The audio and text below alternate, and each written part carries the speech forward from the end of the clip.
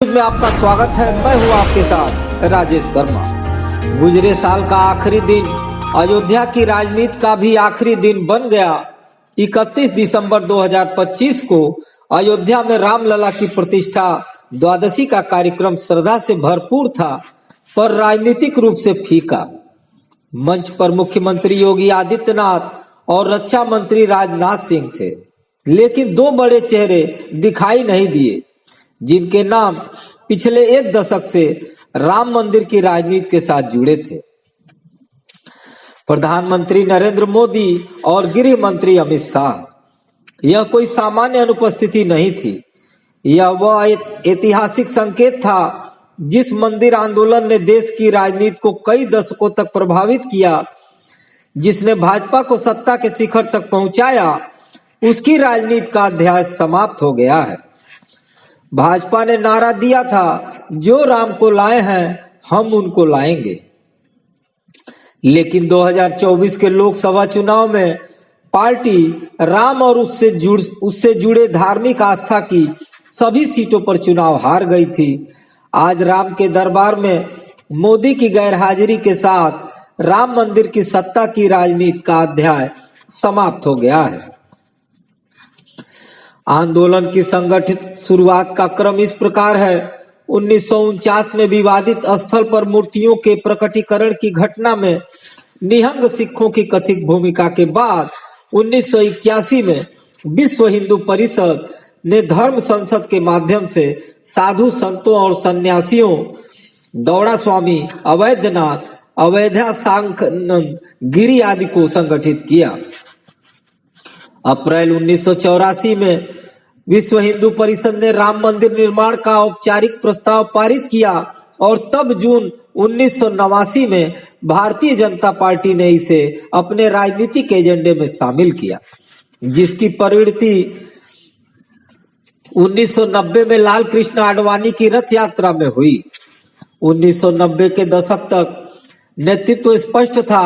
धार्मिक मोर्चे पर सिंघल, तोगड़िया, राजनीतिक मोर्चे पर आडवाणी, मुरली मनोहर जोशी, संगठनात्मक मोर्चे पर संघ। 2000 के दशक में जब मामला अदालत में अटका तो केशव राव, बलिराम हेडगेवार और फिर मोहन भागवत के नेतृत्व वाले आरएसएस की भूमिका प्रमुख हो गई। भागवत ने 2015 में एक महत्वपूर्ण बयान दिया, राम मंदिर एक भावनात्मक मुद्दा है जो हमारे स्वाभिमान से जुड़ा है। इसने आंदोलन को पुनर्जीवित किया, लेकिन निर्णय लेने की प्रक्रिया संघ भवन में केंद्रित हो गई। अटल बिहारी वाजपेयी ने 6 दिसंबर 1992 को घटना को राष्ट्रीय शर्म का दिन कहा था। लाल कृष्ण आडवाणी ने 2015 में कहा, यह विध्वंस मेरे जीवन की सबसे दुखद घटना थी। ये बयान आंदोलन की उग्र छवि को नरम करने और सत्ता में वापसी की रणनीति का हिस्सा थे। नरेंद्र मोदी का प्रवेश 1990 के दशक में मोदी एक संगठन करता थे। 2014 का चुनाव उन्होंने विकास के एजेंडे पर लड़ा, मंदिर पृष्ठभूमि में रहा, लेकिन सत्ता में आने के बाद सुप्रीम कोर्ट में केस की सुनवाई तेज हुई। 2019 में फैसला आया और 5 अगस्त 2020 को शिलान्यास हुआ। कोविड-19 प्रतिबंधों के बावजूद जिन 175 लोगों को आमंत्रित किया गया, उनमें आडवाणी, मुरली मनोहर जोशी को वर्चुअल लिंक से जोड़ा गया। मंच पूरी तरह मोदी और योगी पर केंद्रित था। अमित शाह कभी मंदिर आंदोलन के अग्रणी योद्धा नहीं माने गए। मंदिर के प्रमुख कार्यक्रमों में उनकी नियमित अनुपस्थिति इसे रेखांकित करती है। मंदिर का स्थानीय प्रबंधन और धार्मिक प्रचार अब योगी के हाथ में है। राजनाथ सिंह संघ के पुराने सिपाही और आडवाणी युग के नेता के रूप में पुराने और नए के बीच पुल की तरह हैं। शाह इनमें से किसी श्रेणी में नहीं आते। जमीन खरीद घोटाला 2021-22 में ट्रस्ट ने अयोध्या में मंदिर परिसर के लिए लगभग 55 एकड़ जमीन खरीदी। विवाद तब खड़ा हुआ जब पता चला कि कुछ जमीन के प्लाट बेहद ऊंची कीमत पर खरीदे गए थे। उदाहरण के लिए एक प्लाट जिसका रजिस्ट्री मूल्य 2 करोड़ रुपए था, उसे 18.5 करोड़ रुपए में खरीदा गया। विपक्ष ने इसमें भ्रष्टाचार के आरोप लगाए। ट्रस्ट ने इन आरोपों को खारिज करते हुए कहा कि कीमत भूमि की स्थिति और भावी योजनाओं के आधार पर तय करने की दलील दी। 500 साल से टेंट में यह एक ऐतिहासिक अतिशयोक्ति थी। इसका संदर्भ बाबरी ढांचे के निर्माण लगभग 1528 ईस्वी से जोड़ा जाता है, पर 1949 से पहले उस स्थल पर मूर्तिक रूप में सार्वजनिक रूप से स्थापित भी नहीं थे। यह नारा इतिहास को नाटकीय बनाने का राजनीतिक प्रयास था, सत्य नहीं। राम अनादि हैं, सनातन हैं, ब्रह्मांडीय चेतना के प्रतीक हैं, जिनकी पूजा वैदिक परंपरा, पुराणों और लोक स्मृति में सहस्त्राब्दियों से होती आई है। रामचरितमानस की रचना तुलसीदास ने मुगल शासक अकबर के काल में की। यह इस बात का प्रमाण है कि राम की उपासना किसी राजनीतिक सत्ता की मोहताज नहीं रही। उन्हें 500 साल के दायरे में बांधना राम को एक ऐतिहासिक विवाद तक सीमित कर देता है, जबकि उनकी उपस्थिति कालातीत है। पर असली चोट उस विजय गीत ने पहुंचाई जो राम को लाए हैं। इसे राजनीतिक दंभ का नारा बना दिया गया। इसने सत्ता को राम का उदारक सिद्ध कर दिया, जबकि राम सनातन है, किसी के लिए लाए या लौटाए जाने वाले नहीं है। विडंबना यह रही कि जिन लाने वालों का बखान था वे ही उद्घाटन के मंच से गायब थे। वहां स्थान कारपोरेट्स और सेलिब्रिटी के लिए सुरक्षित था। गीतकार और गायक भी विस्मृत कर दिए गए। यह उन अनाम कार सेवकों के बलिदान के साथ विश्वासघात था। एक वरिष्ठ कार्यकर्ता ने कटु सत्य कहा, हम राम राज्य लाना चाहते थे, पर एक कारपोरेट राज्य ले आए। एक नारे ने इतिहास को तोड़ा, दूसरे ने आस्था का राजनीतिकरण किया। राम को कैदी या लाई गई संपत्ति बताना उनकी कालातीत सत्ता का अपमान था। सच्ची भक्ति अतिशयोक्ति और अहंकार में नहीं, तथ्य और श्रद्धा की निर्मलता में है।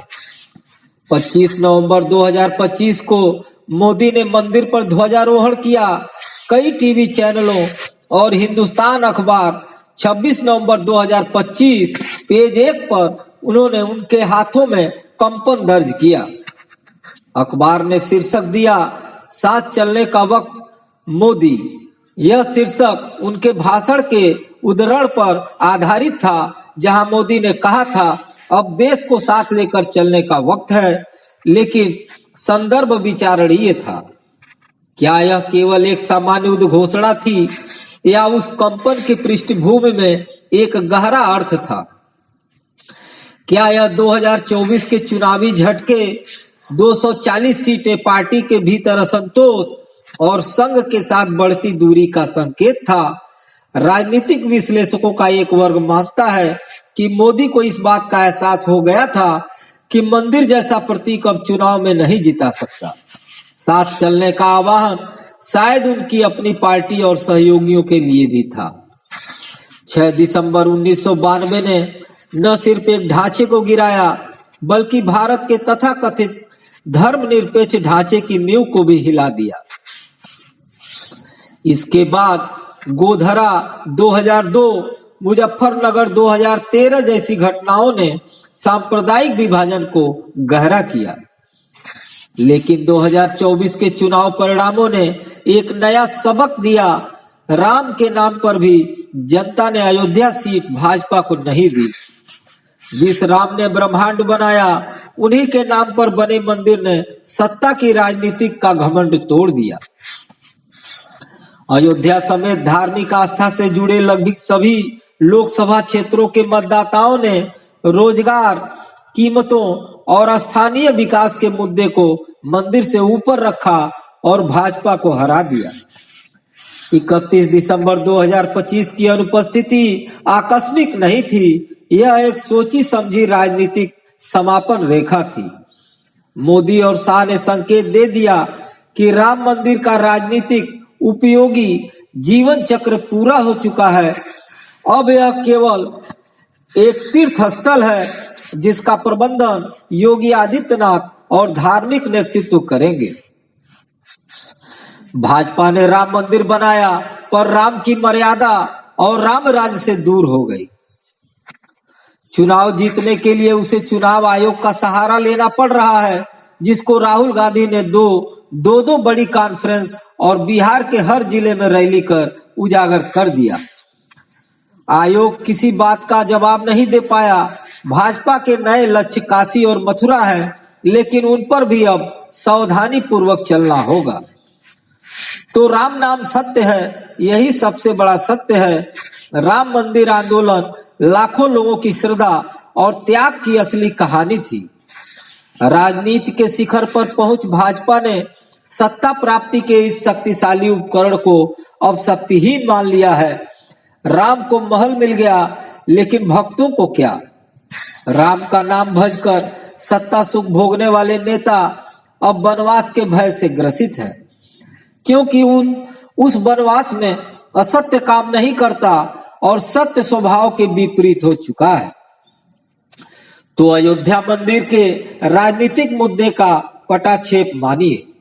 यह मुद्दा आखिरकार इतिहास के पन्नों में दफन हो गया, जिसने भाजपा को सत्ता के शिखर तक पहुंचाया। राजनीति का चक्र धम्म चक्र की तरह अगले प्रतीक की खोज में घूम गया। साथियों, आज के लिए इतना ही। कल फिर मिलते हैं देश दुनिया की बड़ी खबरों के साथ। आप देखते रहिए भारत चक्र न्यूज। नमस्कार, जय हिंद।